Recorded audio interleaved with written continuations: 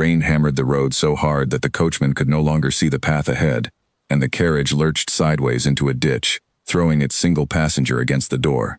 Edmund pushed himself upright, his coat soaked through, his breath coming fast. He had been running for 3 days, and now the storm had caught him just as surely as his family had tried to. He climbed out into the mud, waved the coachman back toward the nearest town, and walked alone into the dark, carrying nothing but a small leather bag and a name that was not his own. Behind him lay a house full of people who smiled at his face and schemed behind his back. Ahead of him lay nothing he could see, only rain in the shape of hills turning black against a blacker sky. He walked until his boots were heavy with water, and his hands had gone numb. When the light of a window finally broke through the storm, he almost did not believe it. A low stone building stood at the edge of the road, smoke curling from its chimney, a wooden sign swinging hard in the wind. He could not read the words on it through the rain, but he did not care what it was called. He needed only a door that would open. He knocked, and for a moment nothing happened. Then the door swung in, and warm light spilled out onto the mud, and a woman stood there with a lamp raised and her hair coming loose from its pins. "Goodness," she said, stepping back at once to let him in. "You look half drowned. Come inside before you catch your death." He did not argue. He stepped past her into a room warmed by a low fire, the smell of bread and wood smoke wrapping around him like something he had forgotten he missed. She shut the door against the wind and looked him over with open concern, not the careful, measuring look he was used to from people who wanted favors or feared his displeasure. She looked at him the way anyone would look at a stranger caught in a storm, and nothing more. "I need a room, if you have one," he said. "I can pay." "We have one," she said, "though I'll admit the roof leaks a little in the far corner. Sit by the fire first. You'll take a chill standing there dripping." He hesitated, unused to being told what to do, and then found himself obeying anyway. He sat, and she brought him a towel and a cup of something hot that smelled of honey and herbs, and she did not ask his name until he had stopped shivering. "I'm Clara," she said. "This is my inn, such as it is. And you are?" For a moment the truth sat on his tongue, heavy and familiar, the title he had carried since he was 19 years old. He thought of what would happen if she knew it, the stiffness that would come into her voice, the sudden care in how she chose her words. He had seen it 100 times, and he was tired of it before she had even said his name. "Grant," he said. "Edmund Grant." "Well, Mr. Grant," she said, "you've picked a poor night for traveling." "I didn't pick it," he said. "It picked me." She laughed at that, a short surprise sound, as though she had not expected him to say anything clever. "That's fair. Most travelers who come in during a storm like this have a story about how it wasn't their fault. Mine happens to be true. They always say that too." He almost smiled. It had been a long time since anyone teased him. At home, people weighed every word before they spoke to him, terrified of giving offense to a duke or eager to win his favor. Here, in this small room with the fire cracking and the storm still howling outside, a woman he had known for 10 minutes was laughing at him, as if he were simply a tired man who had walked too far in the rain. He found he did not mind it at all. She showed him to a room at the top of a narrow staircase, small and plain, with a single window that rattled in the wind. She apologized again for the state of it, for the thin blanket and the crack in the plaster, and he told her, honestly, that it was the finest room he had seen in months. She looked at him strangely then, as if she could not tell whether he was mocking her or not, but she only shook her head and left him a candle before going back downstairs. He lay awake a long while, listening to the rain, thinking of the letter that had started everything. His cousin's handwriting, careful and cold, laying out exactly how the family fortune might be reshaped if certain papers went missing, and certain signatures were forged. He had confronted his uncle with it, and instead of denial, he had gotten silence, and behind that silence, the quiet suggestion that perhaps it would be easier for everyone if Edmund simply disappeared for a time, let cooler heads manage things, let the family settle its business without a duke standing in the way. He had left that same night, telling no one where he was going, because he did not know himself. He only knew that he needed distance, and silence of a different kind, and time to think without a dozen voices telling him what a duke ought to do. In the morning, the storm had passed, leaving the yard outside soft and gleaming, and the smell of rain lingered even as the sun broke through. He came downstairs to find Clara already awake, moving between the kitchen and the front room with the quick, practical energy of someone who had no one else to rely on. She set a plate in front of him without being asked, eggs and bread and a slice of ham, and told him to eat before the roads dried enough for him to think about leaving. "You needn't feed me," he said. "I can pay for the meal." "You can pay for the room," she said. The breakfast comes with it. Besides, you looked like you hadn't eaten in days last night. She was not entirely wrong. He had eaten little on the road, too anxious to enjoy it, too aware of how far he still had to go without knowing where that was. He ate now with more appetite than he expected, and she sat across from him with her own cup of tea, watching the yard through the window as though counting the hours of daylight she had left to work. "You run this place alone?" he asked. "Since my father died, yes," she said. "There was a time we had help, but help costs money, and money is not something this inn makes much of these days." She said it plainly, without self-pity, the way a person states a fact of weather. "But it's mine, and I mean to keep it that way." He watched her as she spoke, and something in her steadiness struck him. She had none of the softness he associated with the women at home, the careful arrangement of manners meant to please or persuade. She simply was who she was, tired and stubborn and unwilling to be pitied, and he found that far more compelling than anything practiced. "The roads should clear by tomorrow," she added. "You'll be able to continue on your way soon enough." "Perhaps," he said, though even as he spoke, he felt no urge to hurry. He had nowhere in particular to be, no schedule pressing him forward, only the vague sense that somewhere behind him, people were deciding what to do about his absence. Let them decide. For the first time in a long while, he wanted only to sit in a warm room and eat breakfast made by someone who did not want anything from him.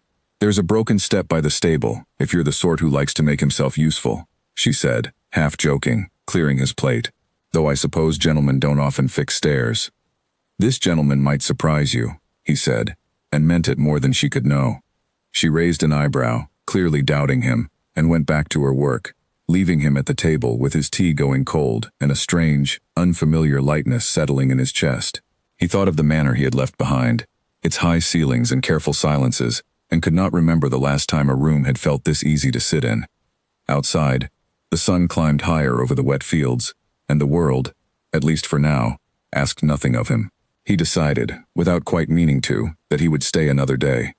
He found the broken step by mid-morning, exactly where she had said it would be, and stood over it for a long moment before rolling up his sleeves. He had never in his life repaired anything with his own hands. There had always been men for that, men whose names he did not know, who appeared and vanished and left the world around him fixed as if by magic. He found a hammer and a length of wood in the stable and set to work, clumsy at first, until his hands remembered a rhythm he did not know they possessed. Clara came out an hour later, drying her hands on her apron, and stopped short at the sight of him kneeling in the mud with sawdust on his coat. "You weren't joking," she said. "I told you I might surprise you. You've made a mess of your coat. It was already ruined by the rain. A little sawdust hardly matters." She crouched beside him to inspect the step, testing it with her foot, and nodded slowly, clearly surprised by the sturdiness of it. "Not bad, Mr. Grant. Not bad at all. High praise. Don't let it go to your head." They worked together after that, without quite deciding to. She fetching nails while he measured, both of them falling into an easy quiet that asked nothing of either of them. He noticed the way she moved without wasted effort, the way she spoke to the horses in the stable with a gentleness she did not waste on strangers, the way her laugh, when it came, seemed to surprise her as much as him. By afternoon the step was solid, the fence beside the stable straightened, and his hands ached in a way that felt, strangely, satisfying. He had done nothing that mattered in the eyes of the world. No papers signed, no meetings attended, no decisions weighed for their effect on a dukedom he had left far behind. And yet the day felt full in a way few days at home ever had. That evening, a rider passed through asking after a gentleman traveling alone, describing him closely enough that Edmund's stomach tightened at the sound of it from the next room. Clara answered without hesitation that no such man had come through, her voice easy and untroubled, and the rider moved on into the dusk without pressing further. She did not mention it to Edmund afterward, perhaps not thinking it worth remarking on, but he lay awake again that night turning it over in his mind. She had lied for a stranger without knowing why, simply because it seemed the kinder thing to do. He wondered, staring at the cracked plaster above his bed, how much longer he could let her go on believing his name was the only thing he had hidden from her. A shout from the yard tore Edmund from sleep before dawn, and he was on his feet with his heart pounding before he even understood the words. He reached the window in time to see a horse rearing near the stable, its rider fighting to hold it, and Clara running toward the animal with no thought for her own safety. He was down the stairs and out the door before he had time to consider what use he could possibly be. The horse had thrown a shoe on the wet stones and spooked badly, and Clara had caught its bridle but could not hold it alone, her boots sliding in the mud as it fought her. Edmund grabbed the reins on the other side, adding his weight to hers, speaking low and steady until the animal's ears came forward again, and its wild eyes settled. "Easy," he said, again and again, the same word he had once used on his own horses as a boy, before dukedoms and duty had filled every hour of his life. Easy now. Between the two of them, the horse quieted, and the rider, a young man delivering feed from a neighboring farm, slid down looking pale and grateful. "I'm sorry, miss," he said to Clara. "She's never done that before." "She's frightened of the loose board by the trough," Clara said, already moving to inspect the horse's leg. "I've been meaning to fix it for a week." "I'll see to it today," Edmund said, before he could stop himself. Clara glanced at him, mud on his shirt and his hair falling loose over his forehead, and something in her expression shifted, warmer than it had been the night before. "You'll ruin every shirt you own at this rate, Mr. Grant." "I have others," he said, which was true in a way she could not begin to guess. Once the horse was calm and the young farmhand sent on his way with an apology and a promise to return with the delivery later, Clara and Edmund stood together in the yard, the sky slowly turning gray to gold above them. She looked tired in a way that went beyond one interrupted night's sleep, and he found himself asking, without meaning to pry, how long she had managed the inn on her own. 3 years, she said. "My father built this place with his own hands. When he died, everyone told me to sell it. A woman alone can't run an inn, they said. Better to take the money and find a husband who'll look after me properly." She said the word husband with a faint, dry edge, as though it were a joke she had grown tired of laughing at. "You didn't sell?" "No, I didn't." She looked at the building behind her, at the crooked sign and the smoke rising steady from the chimney. "It's not much, but it's mine, and no one gave it to me. I built what's left of it myself, board by board, same as he did." Edmund thought of his own inheritance, the title and the lands and the fortune that had come to him simply because of the family he was born into. None of it earned, all of it inherited like a debt he had never chosen to owe. He had spent his whole life being told what a duke must do, must say, must marry, and he had never once built anything with his own hands the way this woman had built her small, struggling inn. "It's more than most people manage," he said quietly. "Most people inherit things they never had to work for. You made something out of nothing. That matters more than land that was simply handed down."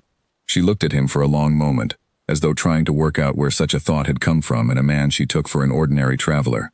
"That's a strange thing for a gentleman to say." "I'm not always a gentleman," he said, and let the words sit there, half true, half something else entirely. Over the following days, he found reasons to stay. He told himself the roads were still soft from the rain, that a horse could easily lame itself on the ruts, that it made sense to wait a little longer before continuing a journey he had no fixed destination for in the first place. Clara did not ask him to leave, and slowly, without either of them naming it, he became part of the rhythm of the inn.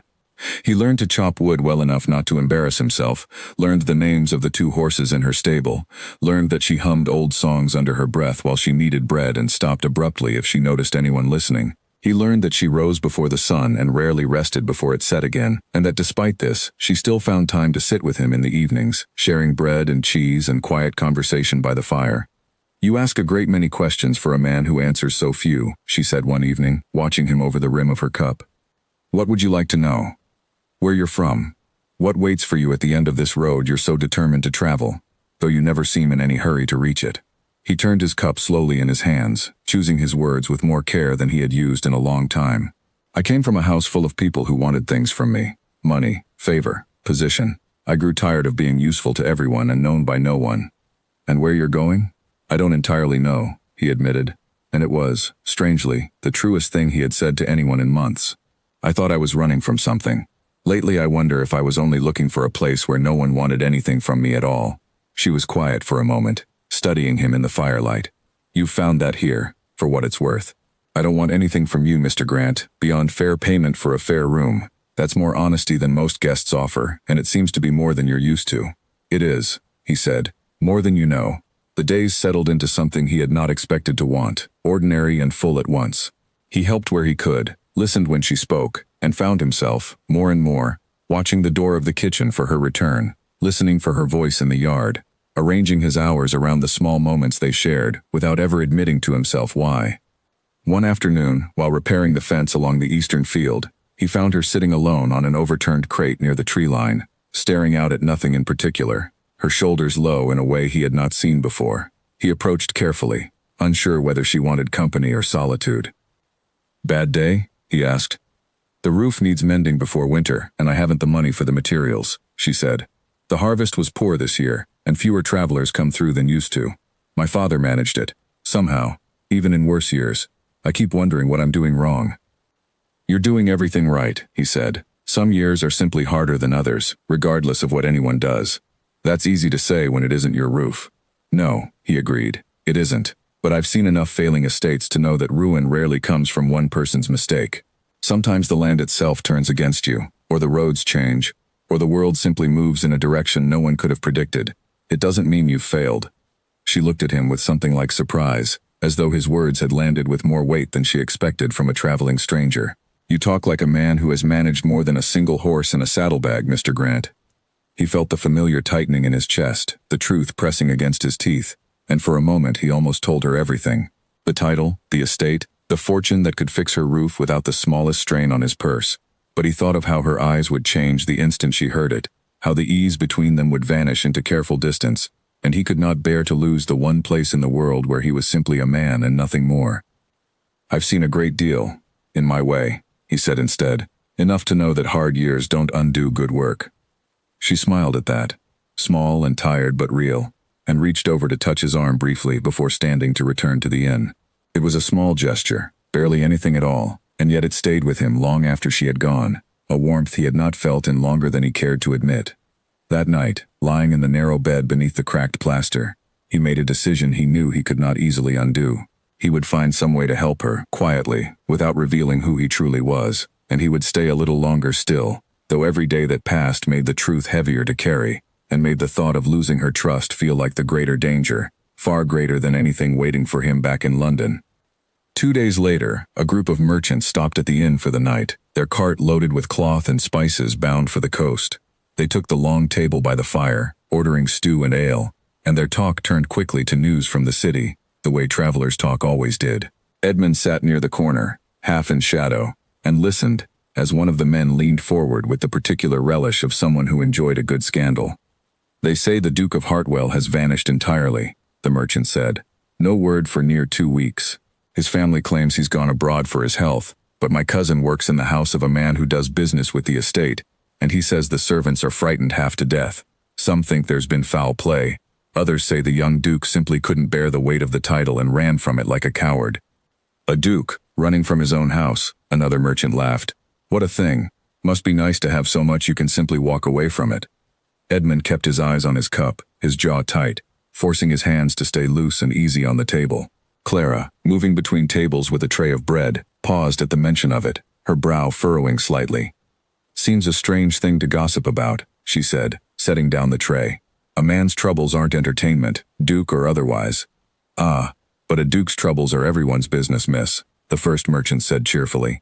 That's the price of the title. Can't have all that land and money without folk wondering what you've done with it.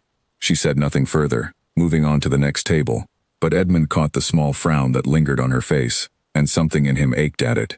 She had no patience for cruelty dressed up as curiosity, no matter who it was aimed at. He wondered, watching her, what she would think if she knew the very man they gossiped about was sitting 3 feet away from her, drinking from a chipped cup and pretending the words meant nothing to him. Later that night, after the merchants had retired and the fire had burned low, Clara found him still sitting near the hearth, staring into the embers. You went quiet during supper, she said, settling into the chair across from him. The talk of the Duke, was it? He considered lying and found, for once, he did not want to. Something like that. It's an ugly thing, isn't it, to have your worst moment turned into supper conversation for strangers who've never met you? It is, she agreed, though I imagine a duke has ways of managing that most of us don't. Perhaps, he said, or perhaps the weight of it is simply different, not lighter. People assume that money erases trouble. It doesn't. It only changes what shape the trouble takes. She studied him for a long moment, the firelight catching the tired lines around her eyes. You speak of it as though you've thought about it a great deal, Mr. Grant. I've had cause to, he said, which was as close to the truth as he dared come. She let the silence sit between them, comfortable rather than strained, and after a while she spoke again, quieter this time. Do you think he'll come back? The Duke, I mean. I think, Edmund said carefully, that a man in his position has likely realized that running doesn't solve what waits for him. Eventually he'll have to return and face it, whatever it is. But perhaps the running taught him something he needed to learn first. Perhaps it showed him what matters. before he goes back to what's expected of him. That's a generous reading of a man who abandoned his responsibilities. Maybe, he said.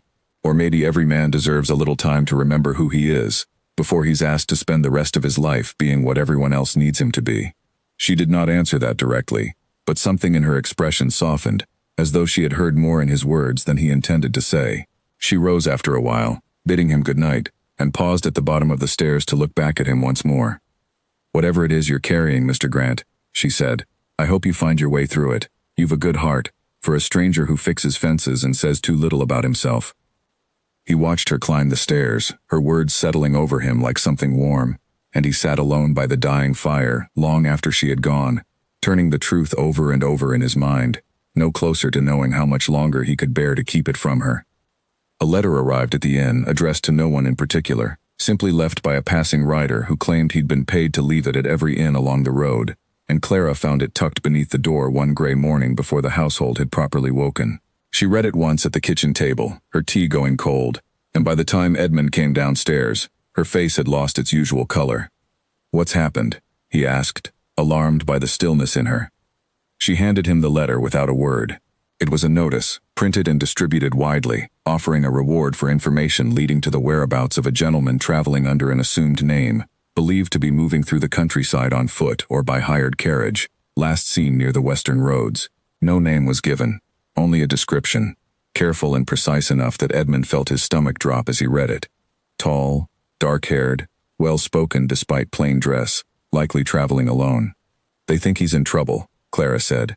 "Or worse, that he's done something wrong and is hiding from the law. Poor man, whoever he is, to have half the county hunting him down." Edmund folded the letter carefully, keeping his hands steady though his mind raced. Perhaps he simply wanted to be left alone for a time. "Perhaps," she said, "though it seems an unkind world that won't allow a man that much, even for a little while." She took the letter back and set it aside, clearly troubled by it, though she had no reason to connect it to the traveler sitting across from her at her own table. He said nothing more, but the morning felt different after that. The walls of the inn suddenly thinner than before, the road outside suddenly more dangerous. He knew his family well enough to guess who had sent riders searching. His uncle, most likely, eager to have him found and returned before questions could be asked about missing papers and forged signatures. Or perhaps his cousin, worried that too much time away might let Edmund think clearly enough to see the truth of what had been done to him. He spent the day more watchful than usual, glancing toward the road every time a cart passed, flinching slightly whenever a stranger's voice carried too loudly from the yard. Clara noticed, of course. She noticed everything about her guests, a skill born of years spent reading travelers for signs of trouble before it found her door. "You're troubled today," she said that evening, setting a plate before him with more care than usual. "More than the letter should account for, I think, unless it means something to you that it doesn't to me." He looked up at her, and for one long moment, he considered telling her everything. The words rose in his throat, ready to spill out, the truth of his name and his title, and the family who wanted him found. But he thought of the notice, of how quickly word might spread if she mentioned it to the wrong person, of how much safer she would be not knowing anything that might put her in danger should anyone come looking for him here. "It's nothing," he said instead. "Only old troubles, following me the way old troubles do." She studied him a moment longer, clearly unconvinced, but she did not press further. Instead, she sat across from him and began to speak of her own past, perhaps sensing that he needed the distraction of someone else's story, rather than the weight of his own.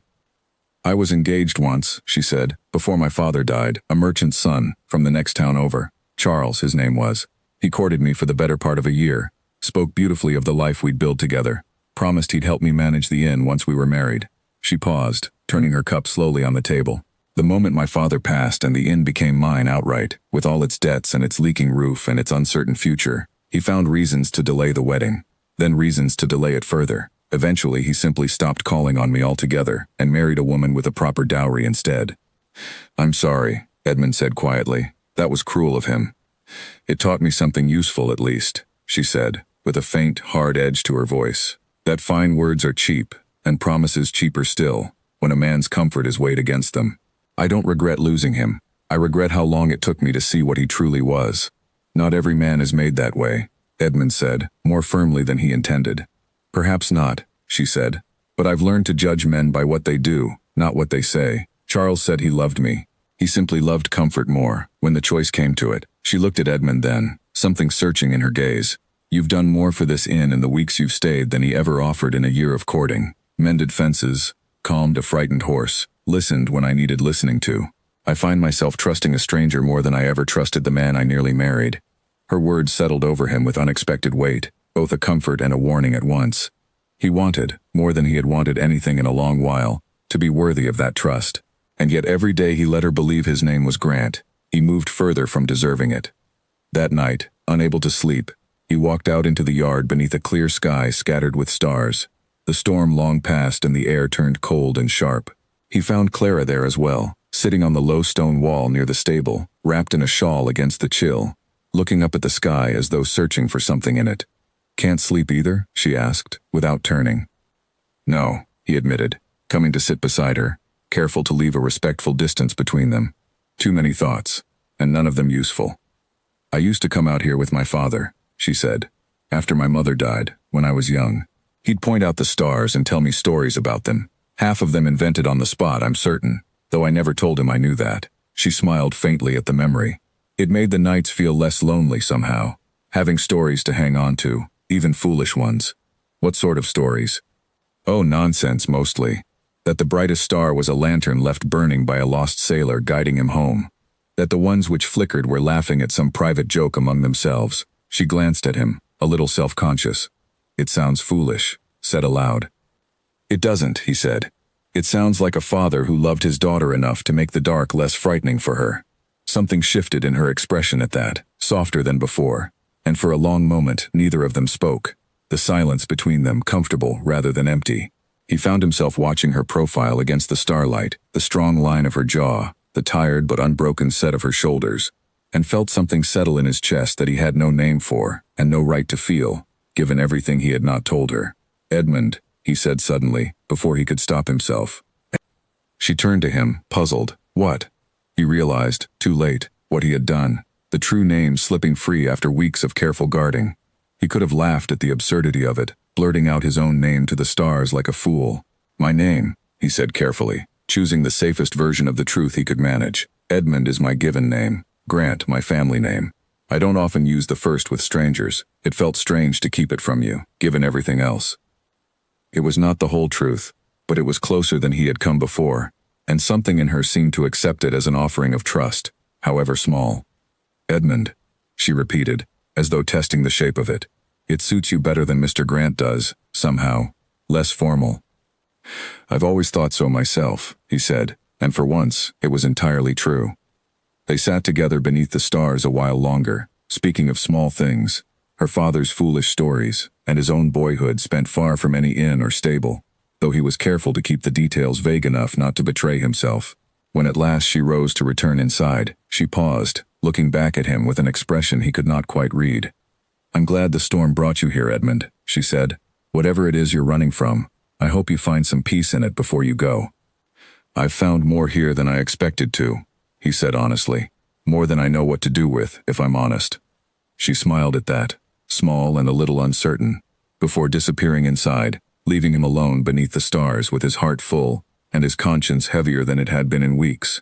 He knew, sitting there in the cold night air, that the notice tucked away in her kitchen was only the beginning. Sooner or later, someone would come looking for him in earnest, and when they did, there would be no more hiding behind a borrowed name. The following afternoon, as if summoned by his very fears, a fine carriage appeared on the road, moving slower than the merchant carts and farm wagons that usually passed the inn, its wheels polished despite the mud, its horses too well groomed for ordinary travel. Edmund, splitting wood near the stable, straightened at the sound of it, watching as it slowed and then stopped entirely at the crossroads a quarter-mile from the inn, as though the driver were uncertain of the way, or perhaps only pausing to consult a map. He did not recognize the crest upon its door from this distance, but something in the shape of it, the careful, expensive lines of a carriage built for a family of consequence, tightened every muscle in his body. He set down the axe and walked quickly back toward the inn, telling himself it was likely nothing, a lost traveler seeking directions, and knowing, even as he told himself so, that he did not entirely believe it. He slipped through the kitchen door rather than the front, keeping to the shadows of the hallway, and watched through a narrow gap in the curtains as the carriage finally turned, not toward the inn, but down the smaller lane that led to the manor house 2 miles further on, home to a minor landowner who occasionally hosted guests from the city. Edmund let out a breath he had not realized he was holding, his hands unsteady as he pressed them flat against the wall. Clara found him there a moment later, drying a bowl with a cloth, her brow furrowed at his stillness. "Edmund, is something wrong?" "No," he said, forcing his voice to steady itself. "I thought I recognized the carriage. I was mistaken." "You've gone quite pale," she said, setting down the bowl and coming closer, studying him with the same careful attention she gave a horse that seemed unwell.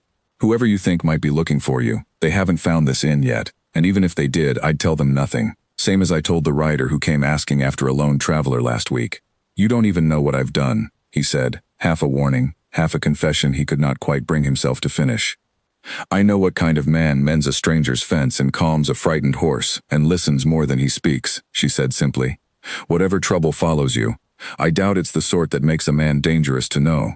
And if I'm wrong, well, I've survived worse than a little danger these past 3 years." Her faith in him, unearned as it felt, settled something in his chest even as it deepened his guilt.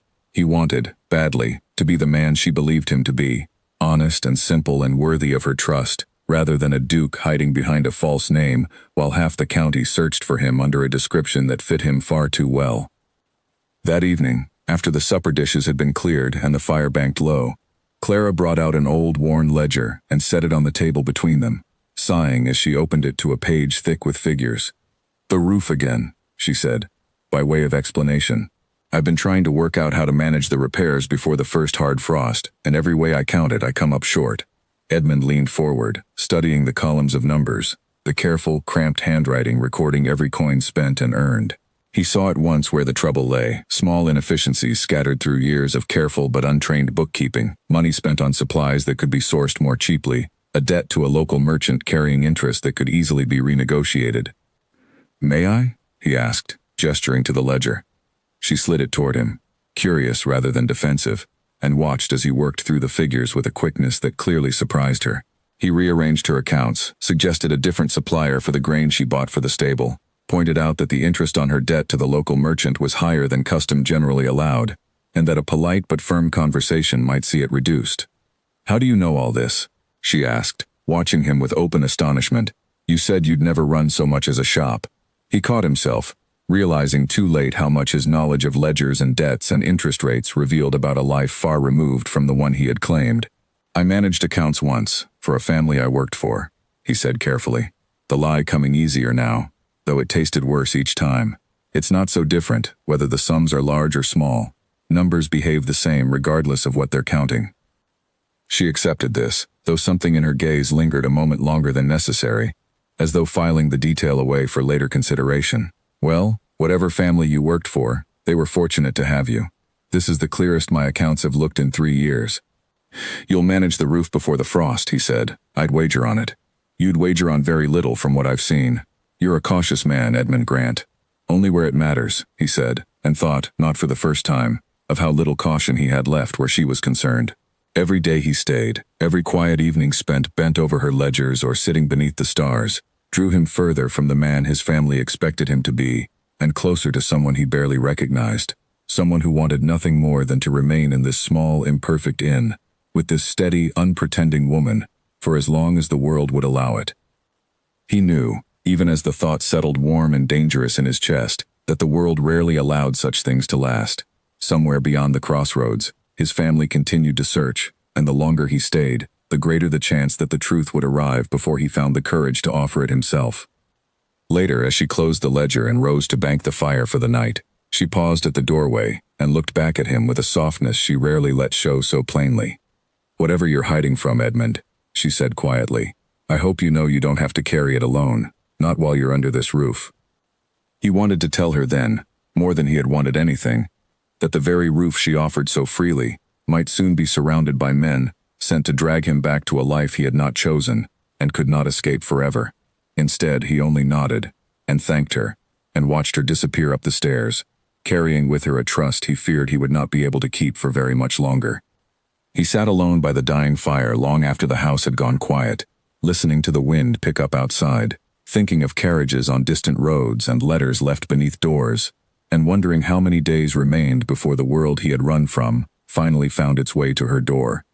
Smoke curled from the chimney of the inn as usual the next morning, But the air felt different to Edmund the moment he woke, charged with something he could not quite name. He dressed quickly and went downstairs to find Clara already at work in the kitchen, her sleeves rolled up, flour dusting her forearms as she kneaded a mound of dough with more force than the task strictly required. "You're troubled," he said, leaning against the doorframe. "The merchant came by at dawn, before you woke," she said, not looking up. "About the debt. I asked him to reconsider the interest, the way you suggested, and he laughed in my face. Said a woman running an inn alone has no business questioning terms a man agreed to years ago, whether the man in question is dead or not." Edmund felt something sharpen in his chest, quick and unfamiliar, an anger on her behalf that surprised him with its intensity. "That's unjust." "It's the way of things," she said, though her hands, punishing the dough, told a different story than her calm voice. "Men like him assume a woman alone will simply accept whatever terms she's given, too grateful for the loan to argue the fairness of it. Would it help if I spoke with him?" She looked up then, startled. "You?" "I understand numbers," he said carefully, "and I've a certain way of speaking to men who think themselves clever with figures. It might carry more weight coming from someone he assumes has some standing to question him." She studied him for a long moment, clearly turning something over in her mind, some question she did not voice. "You continue to surprise me, Edmund Grant, a man who fixes fences, balances ledgers, and now offers to argue with merchants on my behalf. I begin to wonder what else you're capable of that you haven't yet shown me." "Only ordinary things," he said, though the words felt heavier than he intended, carrying the shape of a truth he still could not offer her outright. He went that afternoon, on foot, to the merchant's shop in the nearest town, and though he could not use his title, he used what remained of his bearing, the quiet, unshakable confidence of a man used to being obeyed, and it proved enough. The merchant, initially dismissive, grew increasingly uneasy under Edmund's calm, precise questioning about the original terms of the loan, the legality of the compounded interest, the ease with which such matters could be brought before a magistrate should they need clarifying. By the time Edmund left the shop, the merchant had agreed to reduce the interest to a fair and reasonable rate, muttering under his breath about troublesome travelers who ought to mind their own business. When Edmund returned to the inn that evening and told Clara what had been arranged, she stared at him for a long moment before laughing, a bright, surprised sound that filled the kitchen. "How did you manage that? He's refused to budge on those terms for 2 years." "I simply asked the right questions," Edmund said, offering the truth as far as it would safely go. "Men like him rely on people not knowing enough to challenge them. Once he realized I understood the law well enough to make trouble for him, he found his generosity rather quickly." "Well, whoever taught you to argue like that," she said, still smiling, "I owe them my thanks, and you mine as well." She crossed the kitchen and, before he quite realized what she intended, embraced him briefly, her arms warm around him for the space of a few heartbeats before she stepped back, faintly flushed. "Forgive me. I don't know what came over me." "Don't apologize," he said, his own voice unsteady. "I don't mind it at all." Something shifted between them after that, subtle but unmistakable, the careful distance they had maintained beginning to narrow. They found more reasons to be near each other in the days that followed, more excuses to linger over supper, more evenings spent by the fire long after the practical matters of the inn had been settled. He told her stories of places he had traveled, careful to leave out the reasons for his travel, and she told him of her childhood, of her mother's early death and her father's quiet grief, of the small joys she had built for herself in a life that had asked a great deal of her and offered little in return. One evening, walking the fence line together after the day's work was done, she stopped and looked at him with an expression he had not seen before, open and searching in a way that made his heart beat faster. "I've known you only a matter of weeks," she said, "and yet I find I trust you more than men I've known my whole life. That frightens me a little if I'm honest." "Why does it frighten you?" "Because you'll leave eventually," she said.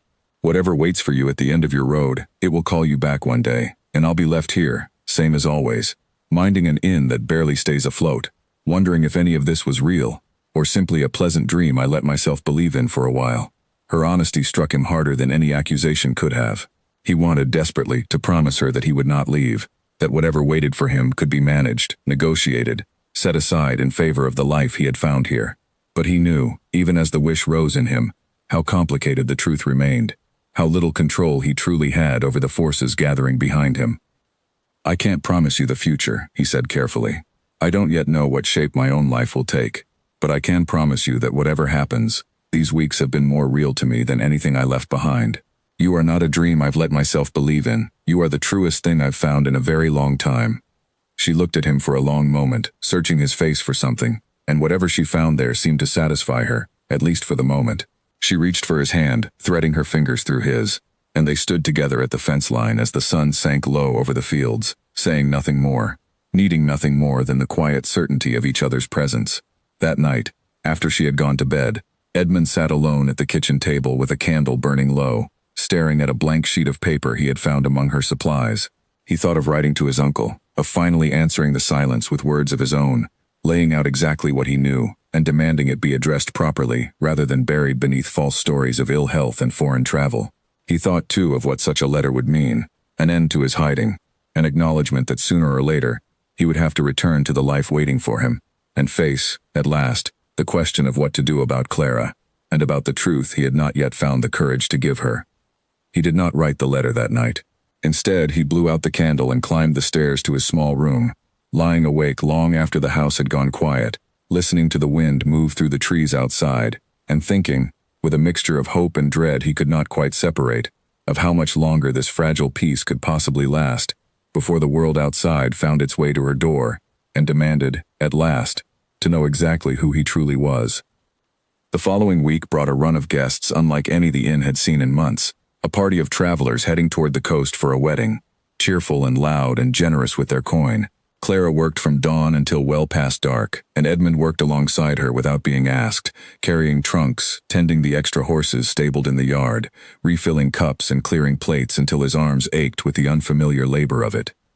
"You've become quite the innkeeper's assistant," she teased him one evening, collapsing into a chair by the fire once the last of the guests had finally settled for the night. "I ought to pay you a wage." "Room and board suits me well enough," he said, easing into the chair across from her, exhaustion settling pleasantly into his limbs in a way it never had after a day spent in meetings and correspondence at the manor. "You work harder than any guest has a right to," she said, studying him with open affection now, no longer troubling to hide it.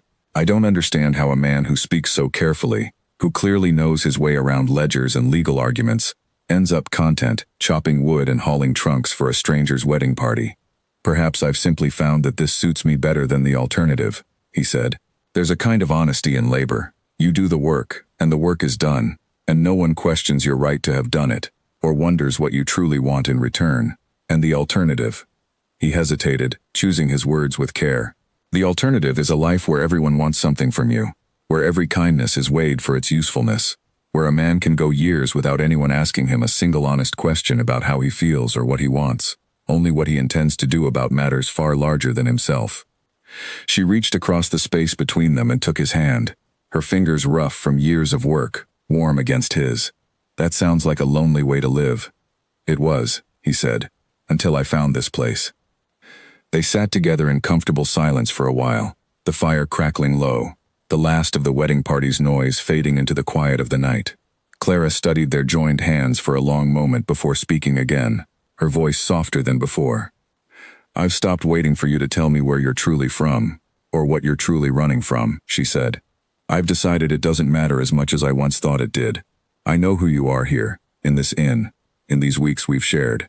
That's the man I've come to care for, whatever name he carries elsewhere." Her words struck him with the force of both comfort and warning at once. He wanted to believe that it truly did not matter, that the truth, when it finally came, would change nothing between them, but he knew his world well enough to doubt it. Titles carried weight that reshaped everything they touched, turned equals into subjects, softened honest affection into careful, calculated distance. He had seen it happen to every relationship his position had ever touched, and he feared, more than almost anything, watching it happen to this one. "Clara," he said carefully, "there are things about my life I haven't told you, things that might change how you see me, once you know them." She looked at him steadily, no fear in her expression, only quiet patience. "Then tell me, if you're ready. I promise you, whatever it is, I've heard worse confessions from travelers passing through this inn. I doubt you're a murderer or a thief." He almost laughed at that, the tension in his chest easing slightly at her steady, unshaken calm. "No, nothing so dramatic, but it's not a small thing either, and I find I'm afraid of how it will change what's grown between us." "Then perhaps," she said gently, "you should tell me when you're ready, and not a moment before. I've waited 3 years for a decent harvest. I can wait a little longer for the truth, if it means you'll trust me enough to give it honestly, rather than have it forced from you by circumstance." Her patience, so freely given, only deepened the ache of guilt already settled in his chest. He nodded, unable to trust his voice further, and she seemed to understand, squeezing his hand once before rising to bank the last of the fire for the night. As she climbed the stairs ahead of him, pausing at the landing to bid him good night, he found himself watching her with a fierce and sudden certainty that whatever the truth cost him, whatever it changed between them, he could not keep it from her much longer. The wedding party downstairs would leave in the morning, bound for their own beginning, and Edmund, lying awake once again in his narrow bed, understood that his own reckoning could not be postponed indefinitely, no matter how deeply he wished it could be. He rose before dawn and stood at his window, watching the mist lift slowly off the fields, and made a quiet resolution. He would tell her everything, soon, in his own time and his own words, before the choice was ever taken from him by a stranger's careless recognition, or another letter left beneath the door. He owed her that much, after everything she had given him without asking for anything in return. The only question left was when he would find the courage to finally speak it aloud. The sound of a carriage stopping directly outside the inn, rather than passing by on the road, pulled Edmund from the stable, before he had even finished settling the horses for the evening.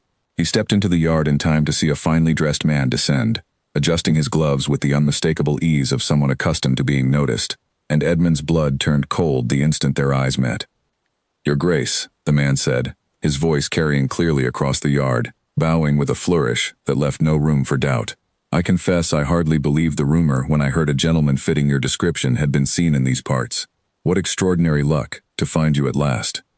Edmund's stomach dropped as he registered, in the same instant, Clara stepping out of the front door behind him, drawn by the sound of the carriage, her expression shifting from curiosity to confusion as the stranger's words settled over the yard. "Lord Pemberton," Edmund said, his voice tight, recognizing the man now. A minor nobleman with a talent for gossip that had made him useful and dangerous in equal measure, at every gathering Edmund had ever attended in London. "You've mistaken me for someone else." "Have I?" Pemberton's smile widened, clearly enjoying himself. "I don't believe I have, Your Grace. I'd know the Duke of Hartwell anywhere. Mistaken name or not, half of London has been searching for you these past weeks. Your uncle will be most relieved to hear you've been found safe, though I confess I'm rather more curious. What's kept you so long in a place such as this?" Edmund did not need to look at Clara to feel the change in her, the stillness that had fallen over her like a held breath. He turned anyway, and found her staring at him, her face drained of color, her eyes moving between him and Pemberton, as though trying to make sense of words that could not possibly be true. "Duke," she said quietly, testing the word as though it might dissolve into something less terrible if she said it aloud. "Your Grace. He called you Your Grace." "Clara," Edmund said, stepping toward her. "Let me explain." "Explain what?" Her voice had gone brittle, sharp in a way he had never heard from her before. "That you've been lying to me since the night you arrived? That every conversation, every evening by the fire, every moment I believed you were simply a man without a fortune to hide behind, was built on a lie?" "I never meant to deceive you in a way that would hurt you," he said, aware even as he spoke of how hollow the words sounded against the weight of what she had just learned. "I only wanted, for a while, to be known as a man rather than a title. You gave me that. I never expected to feel what I've come to feel for you, and by the time I did, I feared losing it more than I feared the lie itself." "You feared losing it," she repeated, her voice shaking now. "So you let me believe a falsehood for weeks. You let me tell a writer that no such man as you had passed through, not knowing I was protecting a duke who could have ended my family's debts with the stroke of a pen, all while I fretted over roof repairs and merchant's interest that would have meant nothing to you at all." "That was never why I stayed silent," he said. "I didn't want your kindness to change because of what I have. I wanted it to remain what it was. And now I'll never know which parts of it were real," she said, "and which were simply a duke amusing himself with a woman who didn't know enough to guard her heart properly." "Clara, that's not fair." "Fair?" Her laugh was short and bitter, nothing like the warm sound he had come to treasure over these past weeks. "You speak to me of fair, after letting me fall for a man who doesn't exist. I have been a fool once before, Edmund, or whatever your name truly is, trusting a man's fine words over the truth of his actions. I swore I would never let it happen again, and yet here I am." Lord Pemberton, watching the exchange with poorly hidden delight, cleared his throat. "Your Grace, perhaps we might discuss the arrangements for your return to London. Your family will wish to know at once that you've been found, and there are matters regarding the estate that require your attention rather urgently." "Leave us," Edmund said, sharper than he intended, and Pemberton, sensing the danger in his tone, retreated to his carriage, with a final, knowing smile that made Edmund's jaw tighten with fury. He turned back to Clara, who had wrapped her arms around herself, as though bracing against a cold wind, though the evening was mild. "I know I should have told you sooner," he said. "I know the way you learned it was cruel, and I am sorrier for that than I can properly say. But please believe me when I tell you that everything I felt for you was real. The Edmund who fixed your fence and calmed your horse and argued with your merchant, that man was never a performance. That was simply me, without the title standing between us." "But the title was always there," she said quietly. "It was there the whole time, waiting to be revealed, and you knew it. Every single day you let me believe otherwise. I built something with a man I thought I understood, and it turns out I understood nothing at all. Not his name, not his life, not even the smallest fraction of what waits for him beyond this inn. Then let me tell you now," he said, desperate. "Ask me anything, I'll hide nothing further." "It's too late for that," she said, and the finality in her voice frightened him more than any anger could have. "I need you to leave, Edmund. Whatever this was, whatever it might have become. I can't build anything real on a foundation of lies, however well-intentioned you claim they were. Go back to London. Go back to your family and your estate and your proper life. This inn was never meant to be a place for a duke to hide from his troubles. Clara, please. Go," she said, and though her voice broke slightly on the word, there was no mistaking the certainty behind it. "Before I say something I'll regret more than I already do." He stood there a long moment, searching for some argument that might change her mind, some plea that might undo the damage already done, but found nothing that felt equal to the hurt written plainly across her face. Finally, with a heaviness in his chest he had never known before, not even in the darkest days following his cousin's betrayal, he turned and walked toward Pemberton's waiting carriage, climbing inside without looking back, afraid that if he did, he would find the courage to stay and make everything worse. The carriage pulled away from the inn as the last light faded from the sky, and Edmund sat in silence, Pemberton's occasional attempts at conversation falling on ears that heard nothing beyond the echo of Clara's voice telling him to go. He thought of the weeks behind him, the fence he had mended, the ledger he had balanced, the nights beneath the stars when he had felt, for the first time in years, entirely and simply himself. All of it now tainted by the manner of its ending, a truth revealed, not through his own courage, but through another man's careless delight and scandal. By the time the carriage reached the outskirts of London, night had fully fallen, and Edmund had resolved, with a grim clarity that settled cold in his chest, that he would not simply return to the life waiting for him as though nothing had changed. Whatever his family expected, whatever arrangements had been made in his absence regarding marriage and duty and the future of the estate, he knew now, more certainly than he had known anything in years, that he could not build a life around obligations while the one true thing he had found sat abandoned behind him at a small inn on the edge of a storm-worn road.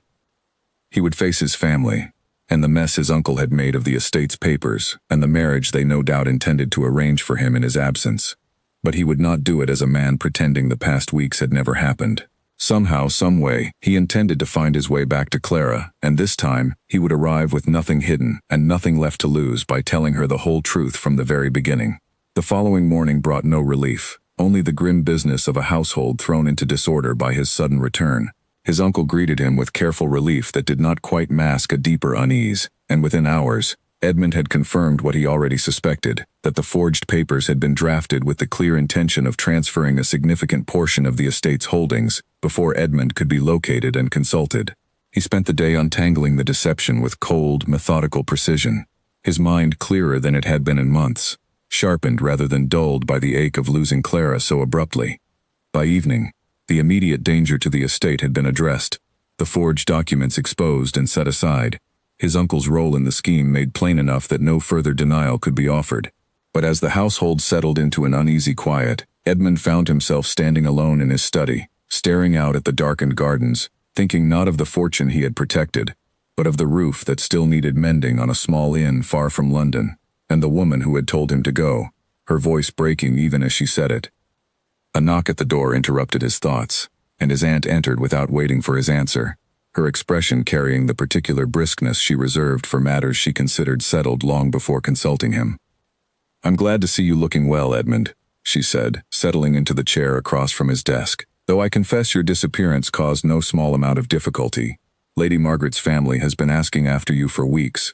They assumed, not unreasonably, that your continued silence meant a change of heart regarding the match."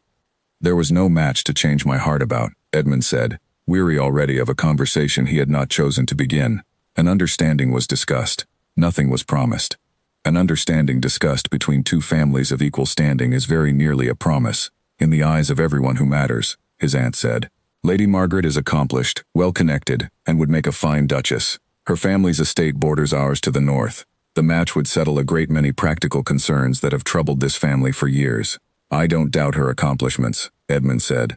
But I have no wish to marry a woman I scarcely know, arranged for the sake of bordering land and practical concerns, when I have spent weeks discovering exactly what I do wish for in a life. His aunt's eyebrows rose sharply. And what precisely have you discovered? Wandering the countryside under a false name like a man fleeing his creditors. That I would rather build a life with someone who values me for myself, he said, than spend the rest of my years managing an estate beside a woman chosen for the convenience of her family's boundaries. Romantic notions are a fine luxury for men without responsibilities, his aunt said, not unkindly, though the words landed with the weight of long-practiced argument. You are not such a man, Edmund. You are a duke. Your marriage is not merely your own affair. It touches tenants, servants, the stability of an estate that supports hundreds of lives beyond your own.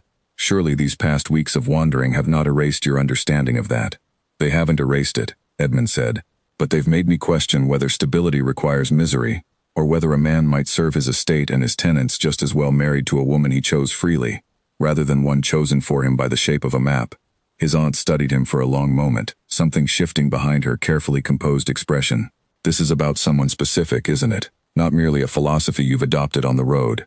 He hesitated, unwilling to expose Clara to his family's judgment so soon after losing her trust so completely, but found he could not entirely deny it either. There was a woman, he admitted.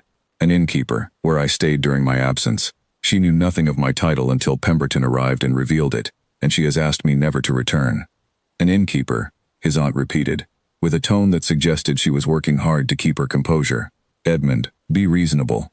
Whatever affection grew between you under false circumstances cannot simply be transplanted into the reality of your position. A duchess must manage a household of considerable size, must navigate society with skill, must bring more to the marriage than affection alone. Perhaps, Edmund said, or perhaps society has simply never tested whether an innkeeper's daughter, who has managed a failing business alone for 3 years without assistance, without complaint, and without ever asking anything of anyone she didn't earn honestly, might prove more capable of managing a household than any lady raised solely to marry well. His aunt fell silent at that, clearly unprepared for the conviction in his voice, and after a long moment, she rose, smoothing her skirts with brisk, practiced hands. I won't pretend to understand what happened to you these past weeks, Edmund, but I will remind you that Lady Margaret's family expects an answer soon, and further delay will only invite more scandal than your disappearance has already caused. Then I will give them their answer, Edmund said quietly, but it will not be the one they're hoping for. She left without further argument, though the set of her shoulders promised the conversation was far from finished. Edmund remained in his study long after she had gone, staring at the papers scattered across his desk, at the forged documents that had nearly cost him his inheritance, at the marriage contract his family had all but drafted in his absence, and found that none of it weighed as heavily on him as the memory of Clara's face, pale and betrayed, telling him to leave. He knew what was expected of him. He knew, too, exactly what he intended to do instead, though the path back to her trust would not be nearly so simple as the path that had led him away from London in the first place. Later that night, unable to sleep, he sent for his solicitor, a quiet, thorough man named Nathaniel Hale, who had served the family for decades and had never once, in all that time, betrayed a confidence. Edmund explained, plainly and without embellishment, what had happened at the inn, and what he intended to do about the debt still owed to the local merchant, and about the roof that needed mending before the first hard frost arrived. You wish to settle her debts anonymously, Hale said, understanding at once. Without her knowledge of where the funds originate. She would refuse it outright if she knew it came from me, Edmund said, but the debt is unjust regardless of who settles it, and the roof will fail with or without her forgiveness. See that it's done quietly, through the merchant directly, framed as an error in the original terms rather than a gift. And Lady Margaret's family? Hale asked carefully. Your aunt mentioned they expect an answer within the week. They'll have one, Edmund said. Draft a letter, as courteous as such a refusal can be made, explaining that I do not intend to pursue the match. I won't build a marriage on the same foundation my uncle tried to build his fortune, taking what was convenient rather than what was honestly earned. Hale nodded, gathering his papers without further comment. long accustomed to serving a family whose decisions were rarely his to question. When he had gone, Edmund sat alone once more, the house quiet around him, and allowed himself, for the first time since Pemberton's carriage had appeared in that yard, to imagine what it might take to earn Clara's trust again, not through wealth or title, both of which she had already rejected, but through something slower and harder to offer. Proof, sustained over time, that the man she had known at the inn had never been a performance at all. Rain again, though gentler this time, but drummed against the windows of the inn, as Clara stood at the counter, staring at a letter from the merchant that made no sense to her at all. It stated, plainly, that an error had been discovered in the original terms of her father's loan, and that the debt was now considered settled in full, with apologies for the inconvenience the mistake had caused over the years. She read it 3 times, searching for some catch, some hidden condition, but found none. The merchant who had laughed in her face only weeks before had somehow become, overnight, a man eager to correct his own error, at considerable cost to himself.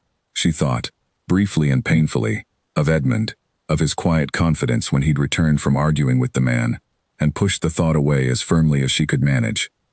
It had been 6 weeks since the carriage had taken him from her yard, 6 weeks in which she had told herself, daily, that she did not miss him, that the ache in her chest each morning was simply exhaustion from the added work of managing the inn without the help she had grown used to. She had nearly convinced herself of it, most days. A cart arrived that afternoon carrying lumber and slate, more than enough to repair the roof before the coming frost, along with a note from a builder in the next town, explaining that the materials had already been paid for by an anonymous benefactor, and that he would return within the week to begin the work. Clara stood in the yard, rain soaking through her shawl, staring at the cart with an expression somewhere between gratitude and fury. "He thinks he can simply buy his way back into my good graces," she said aloud, to no one, though the words did little to steady the trembling in her hands. She did not write to thank him, though she suspected, without proof, exactly who had arranged it. She told herself it changed nothing, that a mended roof and a settled debt could not undo the sting of weeks spent believing a lie, however gently intended. And yet each night, lying awake in the quiet of the inn, she found herself thinking less of the anger, and more of the man who had calmed a frightened horse and listened to her father's foolish stories about stars, wondering which version of him had been real, and whether it even mattered anymore, given how thoroughly he had left her life. It was nearly 2 months after Pemberton's carriage had first appeared when a rider arrived at the inn, not grand or announced, dressed plainly and traveling alone, and Clara's heart stopped entirely when she recognized the set of his shoulders even before he had dismounted. "You shouldn't have come," she said, standing in the doorway with her arms crossed, refusing to let the sight of him undo the careful composure she had built over weeks of practice. "I know," Edmund said, standing in the rain without moving toward the shelter of the inn, as though he understood he had not yet earned the right to step inside. "I've come anyway because I couldn't leave things as they were, no matter how much you might prefer it. The roof, the debt," she said. "I know it was you. You needn't have bothered. It wasn't meant as a bribe," he said. "It was meant to correct wrongs that existed long before I arrived, and would have continued long after I left, had I done nothing. You deserved a roof that doesn't leak, and a debt that was never fair to begin with, regardless of whatever you feel toward me now." She said nothing, though her arms loosened slightly from their defensive posture, and he took that as permission enough to continue. "I refused the marriage my family arranged," he said. "Lady Margaret, a woman I scarcely knew, chosen for the convenience of bordering land rather than any true understanding between us. I told my family I would not build a life around obligation when I had already discovered what it felt like to be known simply as myself, without a title standing between me and the person I cared for. And what do you want from me now?" she asked, her voice sharper than she intended, guarding against a hope she was not ready to trust. "An apology accepted, and a return to how things were before Pemberton arrived? I can't simply forget what it felt like, learning the truth from a stranger's mouth rather than yours." "I don't expect you to forget it," Edmund said. "I don't even ask you to forgive it, not yet. I only ask for the chance to earn back what I lost, slowly, honestly, without hiding anything further. I've given up the marriage that would have secured my family's comfort. I've spent these past weeks setting my estate's affairs in order, addressing the corruption that drove me from London in the first place, and thinking, every single day, of what I might say to you if you ever agreed to hear it. And if I don't agree, then I'll leave, and I won't return again to trouble you," he said, though the words clearly cost him something to say. "But I had to try, Clara. Whatever you decide, I couldn't live with myself, having let you believe our weeks together meant nothing. when they meant more to me than anything I've known in years. She stood in the doorway a long moment, rain falling steadily around them both, Edmund still standing exposed to it as though he had no right to seek shelter until she granted it. Finally, she stepped back, holding the door open. Not quite an invitation, but not a refusal either. "Come inside," she said. "You'll catch your death standing there, Duke or not." He stepped past her into the warmth of the inn, the same fire crackling in the same hearth where they had spent so many quiet evenings together, and for a moment neither of them spoke, the silence heavy with everything left unsaid. "I owe you a proper account," he said finally, settling into the chair across from her usual seat by the fire, though he did not presume to sit until she gestured for him to do so. "Not the careful half-truths I offered before, but everything, from the beginning." She listened, then, as he told her the whole of it, his cousin's forged papers, his uncle's quiet suggestion that he disappear for a time while the family settled matters best managed without him, the storm that had driven him to her door with no plan beyond escaping a life that had grown unbearable. He told her of the notice left at the inn, of his fear each time a stranger's voice carried too loudly across the yard, of the letter he had almost written to his uncle and never sent. He held nothing back, not even the parts that painted him poorly, the cowardice of continued silence long after he should have told her the truth himself. When he finished, she sat quietly for a long moment, studying the fire rather than his face. "You could have told me any of this weeks ago," she said, "before Pemberton made the choice for you." "I could have," he admitted. "I was afraid. Not of you learning what I have, but of you seeing me differently once you knew it. Every relationship I've had since becoming Duke has been shaped by what people wanted from my position. I couldn't bear to see that happen here, in the one place I'd found where none of it seemed to matter. So instead you let me learn it from a stranger's mouth, in front of that same stranger, with no chance to hear it gently or ask my questions in private," she said. "That hurt more than the title itself ever could have." "I know," he said, "and I have no defense for it, other than to say I was a coward, and I've had 2 months to regret it thoroughly." She looked at him then, something softening in her expression despite herself. 2 months is a long time to sit with regret. "It felt longer," he said. "Every day, wondering if I'd ruined the only honest thing I'd found in years, through my own fear of losing it." Silence settled between them again, though it felt different now, less guarded. The truth finally laid bare between them without further hiding.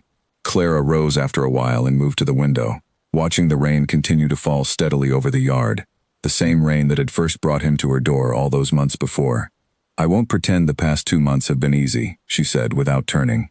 "I've thought of you more than I wanted to, and hated myself a little for it each time, given how our parting went. I built the inn back up, mended what I could without your help, and told myself I didn't need a duke's fortune or a duke's fence mending to manage on my own. And yet here you are again, and I find I'm glad of it, despite everything. Clara, let me finish," she said, turning to face him now. "I don't want a duke's inn, propped up by anonymous gifts and settled debts I never asked for. If you mean to stay, truly stay, it will have to be as the man who mended that fence and calmed that horse, not as a title using its fortune to smooth over what words alone couldn't fix." "That is exactly the man I want to be," he said. "The title is mine whether I wish it or not, but it need not be the whole of what I offer you. I've already told my family I won't marry for the sake of bordering land. I'd rather build something real, here or wherever you'll have me, than spend my life managing an estate beside someone chosen for convenience rather than truth. And your family? Your estate? Surely a duke cannot simply abandon his responsibilities to run an inn in the countryside." "No," he admitted. "There will be duties I cannot escape, journeys to London, matters requiring my attention. But duty need not mean the absence of honesty, or the absence of choice in who shares my life alongside it. I would rather divide my time between what I owe my estate and what I owe myself, than sacrifice one entirely for the other." She studied him a long moment, weighing his words against the ache of the past 2 months, against the memory of Charles and his broken promises, against everything she had sworn never to risk again. And yet, watching Edmund now, stripped of every pretense, offering not comfort or fortune, but simply the truth and the chance to build something honest from it, she found the old caution loosening its grip, slowly, imperfectly, but genuinely. "I won't promise you an easy path," she said finally. "I'm stubborn and proud, and I don't forgive easily, even when I want to." "I wouldn't ask for easy," he said, "only honest, from here forward." She crossed the small distance between them and took his hand, the same gesture from the fence line months before, though it carried far more weight now, given everything that had passed since. "Then let's begin again, Edmund, properly this time, with nothing hidden between us." He rose and drew her gently into an embrace, the fire warm beside them, the rain still falling steadily outside. And for the first time since Pemberton's carriage had torn his carefully built piece apart, Edmund felt something settle fully into place, a future he had not dared hope for, built not on title or fortune, but on the plain, hard-won truth of who he actually was, finally known and finally accepted by the one person whose knowing had come to matter more than anything else in his life. Spring arrived slowly that year, the fields around the inn turning green after a long, hard winter, and Edmund found himself returning more often than his family strictly approved of, though even his aunt had grudgingly stopped arguing the point after seeing how settled and steady he had become since his return from the countryside. He brought builders to finish work the anonymous repairs had only begun, though this time he did so openly, and Clara, though still fiercely protective of her independence, had slowly allowed him a hand in decisions about the inn's future, provided he asked rather than simply arranged things behind her back.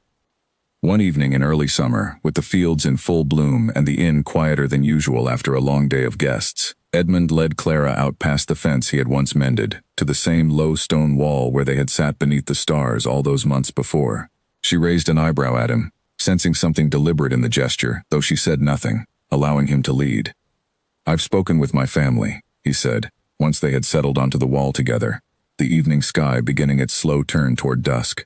"They've accepted, finally and fully, that I don't intend to marry for the sake of land or convenience. My aunt still sighs about it at every opportunity, but even she admits the estate has fared better under my attention since I stopped trying to force myself into a life that never fit." "That's good news," Clara said carefully, watching him with the particular caution she still sometimes wore when the conversation turned toward his other life, the one that existed beyond the inn's walls. "There's more," he said, reaching into his coat and drawing out a small, plain box, nothing like the ornate jewels his family would have expected him to offer a bride of proper standing. "I thought of what to bring you for a long while. Fortune seemed wrong, given everything that passed between us over it. In the end, I settled on something simpler." He opened the box to reveal a plain gold ring, unadorned, the kind a merchant's daughter might wear rather than a duchess, and Clara stared at it for a long moment before looking up at him, her eyes bright with an emotion she did not immediately name. "Edmund, I'm not asking you to become a duchess," he said quickly, before she could gather whatever argument was forming behind her eyes. "I know how little that title means to you, and honestly, how little it means to me, weighed against everything else. I'm asking you to marry a man who mends fences and balances ledgers and has learned, slowly and imperfectly, what it means to be honest with the person he loves. Whatever title comes attached to that man, I promise it will never again stand between us the way it once did." She was quiet for a long moment, turning the ring over in her fingers, memories of the past year moving visibly behind her eyes. The storm, the lie, the carriage that had torn everything apart, the slow, careful rebuilding that had followed. "You understand," she said finally, "that I will never be the kind of wife your family expects. I won't learn to curtsy properly or manage a household of 40 servants without complaint. I intend to keep running this inn, whatever else changes in my life." "I would expect nothing less," he said, "and I intend to help you run it, whenever my other duties allow, rather than ask you to abandon the one thing you built entirely with your own hands." She smiled then, the first truly unguarded smile he had seen from her in longer than he could properly measure, and slid the ring onto her finger before he could even ask the question outright. "Then yes, Edmund, whatever name you carry beyond these walls, I'll gladly build the rest of my life with the man who wears it." He drew her into an embrace beneath the darkening sky, the same stars beginning to emerge above them that her father had once turned into foolish, loving stories. And for the first time in longer than he could remember, Edmund felt no distance at all between the duke he had been born and the man he had finally chosen to become. In the months that followed, Edmund divided his time carefully between his estate's obligations and the inn that had become, in every way that mattered, his true home. He oversaw the repairs to his family's finances, exposed his uncle's schemes fully before the proper authorities, and slowly rebuilt his family's trust in his judgment, all while returning, whenever duty allowed, to the small stone building at the edge of the storm-worn road, where a woman who asked nothing of his title waited for him, offering instead the one thing he had spent his whole life searching for without knowing its name, a place where he was simply, entirely, and gladly himself. A carriage wheel cracked loudly against a stone in the road, and Clara startled at the sound, before laughing quietly at herself, remembering with a fond ache how differently such a sound would have alarmed her a year before. The carriage in question belonged to no stranger seeking directions, but to Edmund himself, returning from a fortnight in London, where he had finally settled the last of the disputes surrounding his uncle's forged papers before a panel of magistrates. "You've grown careless with your driving," she called out as he climbed down, brushing road dust from his coat. "The driver's careless, not I," Edmund said, crossing the yard to greet her properly. A kiss pressed briefly to her temple before he stepped back to look at the inn behind her, freshly painted, its roof solid and unbroken beneath a clear autumn sky. "It looks well? Better than well. The guests have doubled since the repairs finished," she said, pride evident in her voice despite her usual reluctance to boast. "Word travels, it seems, when an inn stops leaking and starts serving a proper breakfast again." They walked together toward the front door, and Edmund paused at the threshold, glancing back toward the low stone wall where he had once proposed beneath a darkening sky. "Do you ever think of how differently this might have gone, if the storm that first brought me here had passed a mile further down the road and left me at some other door entirely?" "Often," she admitted, "though I've decided not to dwell on it too long. It happened as it happened, and I find I'm rather fond of how it turned out, despite the trouble it took getting here." Inside, the inn had changed in small but meaningful ways over the months since their engagement. A second hearth had been added to the main room, easing the crowding during busy evenings, and a proper stable now stood where the old, half-collapsed structure had once been, built with Edmund's funds but designed entirely to Clara's specifications, down to the smallest detail of how the horses should be sheltered from the wind. "Your aunt wrote again," Clara said, settling into her usual chair by the fire as Edmund removed his traveling coat. "She says she'll attend the wedding after all, provided we agree to hold at least part of the ceremony somewhere she considers suitably respectable." "And what did you tell her?" "That she's welcome to attend wherever we choose to hold it, respectable or otherwise, but that the choosing remains entirely ours." Clara's smile carried a hint of satisfaction. She wasn't pleased, but she didn't argue further either. "I think she's beginning to accept that neither of us intends to bend, simply because bending would be easier."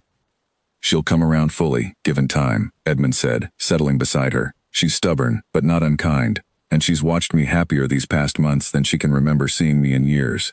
That counts for more with her than she'd ever admit outright." They sat together as the evening deepened, the familiar rhythm of the inn continuing around them, guests arriving and settling, the smell of stew and fresh bread drifting from the kitchen, where a young girl Clara had recently hired, now handled much of the cooking, freeing Clara's hands for the ledgers and correspondence that had grown more complicated since Edmund's involvement had brought new business relationships into the inn's modest orbit. Later that night, once the last guests had retired and the fire had burned low, Clara found herself thinking of the merchant who had once refused to reconsider her father's debt, the same man who now supplied her kitchen with grain at fair and steady prices, having learned, in his own grudging way, that honesty served him better than the small cruelties he had once practiced on a woman he assumed had no recourse against him. "I saw him in town today," she told Edmund, referring to the merchant without needing to explain further, their shorthand for old grievances long since worn smooth by time. "He asked after the wedding date, quite politely. I almost didn't recognize him." "People change," Edmund said, "when they realize the old ways of doing things no longer serve them as well as they once did." "Some people," Clara said. "Others simply learn to hide their true nature more carefully, when it no longer suits them to show it openly." "True enough," Edmund agreed, "though I'd like to think most people are capable of the first kind of change, given the right circumstances, and enough reason to try." She considered this, watching the fire's last embers glow orange in the darkened room. "You'd know better than most, I suppose. You changed enough yourself these past months to make a believer of me." "I had excellent reason," he said, taking her hand. "The best reason I've ever had for anything." Winter arrived again, gentler than the storm that had first brought them together, and the wedding, when it finally came, was held neither in the grand cathedral his family had once assumed would host it, nor entirely within the modest walls of the inn, but in the field between them, beneath a sky clear enough to show every star Clara's father had once turned into gentle, foolish stories for a lonely, grieving daughter. Lord Pemberton, invited more out of grim courtesy than genuine warmth, attended and behaved himself admirably, perhaps sensing that his earlier meddling, however unintentional in its outcome, had at least hastened a happiness he could no longer credibly claim credit for disrupting. Edmund's aunt attended as well, dressed in her finest despite the field's mud, and by the end of the evening, after several cups of wine and considerable coaxing from her nephew, admitted quietly to Clara that she had rarely seen Edmund so entirely at ease as he had become since the storm first carried him to her door. He was always a serious boy, she confided, watching Edmund laugh freely with a group of the inn's regular guests, men and women who had known him only as a hard-working traveler, long before they learned of his title. Serious and careful and never quite himself, even as a child. I confess I didn't understand what was missing from him until I saw him here, tonight, surrounded by people who love him for reasons that have nothing to do with what he can offer them. Clara said nothing, only smiled, watching her husband move easily among guests who had no reason to flatter him, and every reason to simply enjoy his company, exactly as they always had. She thought of the frightened, soaked traveler who had knocked on her door during that first terrible storm, uncertain of his welcome, hiding behind a borrowed name, and marveled quietly at how far they had both traveled since, not in miles, but in the slow, difficult work of learning to trust again after being taught, each in their own painful way, that trust was rarely safe to offer freely. The inn continued much as it always had, guests arriving and departing, storms passing through and leaving the roads soft with mud, seasons turning steadily from planting to harvest and back again. But something had settled permanently into its walls that had not been there before Edmund's arrival. A warmth beyond the fire's glow, built from honesty finally offered without reservation, and kindness that had proven, in the end, stronger than any title or fortune either of them had once believed stood between them. The first true test of their new life together arrived not from London or from Edmund's family, but from the inn itself, on a night nearly a year after the wedding, when a traveling family arrived at the door soaked through and shivering, having lost nearly everything in a fire that had swept through their small farm 2 counties over. Clara did not hesitate, offering them the best room without payment, feeding them from her own kitchen despite the late hour, and Edmund watched her manage the crisis with the same quiet, capable steadiness that had first drawn him to her during that long-ago storm. "You didn't ask if they could pay," he said afterward, once the family had finally settled and the inn had gone quiet again. "Neither did I ask you, once," she said, a small knowing smile touching her mouth. "Some debts are worth extending on faith alone. I learned that lesson from my father, long before I learned it from you." He helped her arrange, in the weeks that followed, a small fund set aside specifically for travelers in genuine distress, quietly administered through the inn rather than through his estate, so that no one arriving at her door in true need would ever be turned away for lack of coin. It became, in time, a modest but steady part of the inn's reputation throughout the county, spoken of warmly by travelers who had once found shelter there, in their worst moments, much as Edmund himself once had. His family's estate, meanwhile, prospered under the clearer, steadier management he brought to it after his return. The corruption his uncle had introduced fully rooted out and replaced with practices Edmund insisted on overseeing personally, however much time it required away from the inn he now considered his true home. He found, to his own quiet surprise, that the work came easier to him now, unclouded by the resentment and isolation that had once made every duty feel like a burden imposed rather than a responsibility chosen. Having tasted a life built on honesty, he found he had little patience left for the careful evasions and calculated silences that had once defined his dealings with tenants, stewards, and distant relations alike. Clara, for her part, never fully abandoned the careful watchfulness that 3 years of running the inn alone had taught her, though it softened, over time, into something closer to healthy caution than the guarded suspicion she had once carried. She trusted Edmund fully, in the end, not because he had offered grand gestures or eloquent promises, but because he had proven himself, season after season, exactly as steady and honest as the man she had first come to know, beside a mended fence and a calmed, frightened horse. Their children, when they came, grew up dividing their time between the grand, quiet halls of the family estate and the warm, bustling rooms of the inn, learning early that a title carried no more weight, in their parents' eyes, than the simple, daily work of treating others fairly and keeping one's word once it had been given. Visitors to the inn, unaware of its owner's full history, often remarked on the peculiar warmth of the place, a kindness in its walls that seemed to settle over every traveler who passed through its doors, regardless of what storm, literal or otherwise, had driven them there. Years later, when their own children grew old enough to ask about the low stone wall near the stable where their parents so often sat together in the evenings, Clara would tell them, with a smile that never quite lost its warmth, about a storm that had once brought a stranger to her door under a false name, and how the truest kindness, offered without knowing what it might cost or earn, had proven far stronger in the end than any lie built to protect against a world that too rarely deserved such trust in the first place.